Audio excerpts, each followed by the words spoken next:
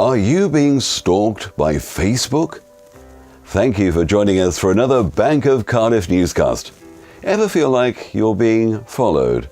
We're all used to the concept of browser cookies. Most of the time we're glad they're around, silently monitoring our choices and storing them up for future excursions. In fact, if you're a regular visitor to a website, it's a big plus if details of your previous activity are used to deliver the results you need without having to jump through a bunch of hoops every time you land. That said, no one appreciates being stalked around the internet like an A-list celebrity. What's more, it's against the letter of EU law, specifically a ruling that prohibits websites from issuing cookies or tracking preferences unless it's an essential part of the connection or to perform a task requested by the user. This, in addition to the need to notify users about cookies on the first visit.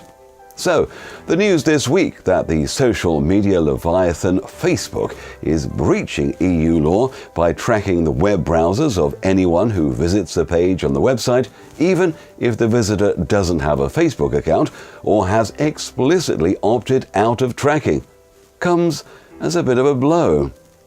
Researchers at the Centre of Interdisciplinary Law and ICT and the Computer Security and Industrial Cryptography Department in Belgium are claiming that Facebook is routinely tracking users without their consent, whether or not they're logged in, or are in fact members, in order to target adverts.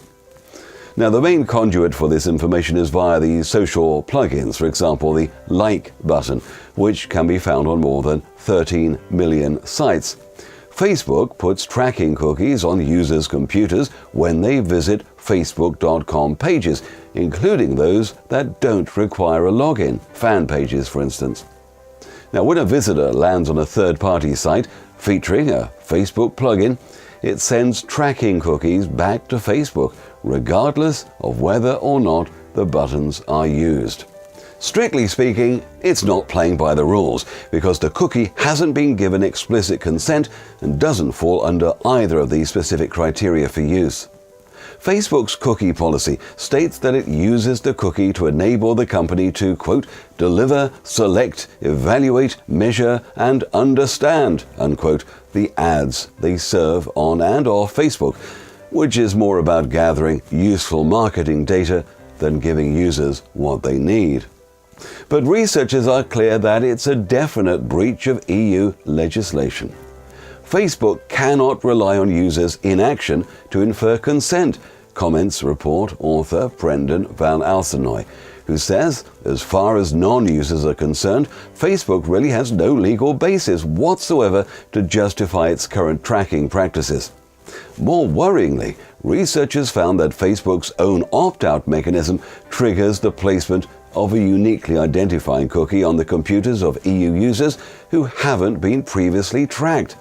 Facebook is currently being investigated by the Dutch Data Protection Authority, but users who value their privacy would do well to install a browser add-on like Privacy Badger or Ghostery to block tracking. Facebook has accused the report of factual inaccuracies, but the pressure is now on the company to employ plugins that don't exploit people's personal browsing activities outside of its own domain. Well, join us later this week for another Bank of Cardiff newscast. And please remember that all our newscasts are available on our website, and that's bankofcardiff.com/newscasts.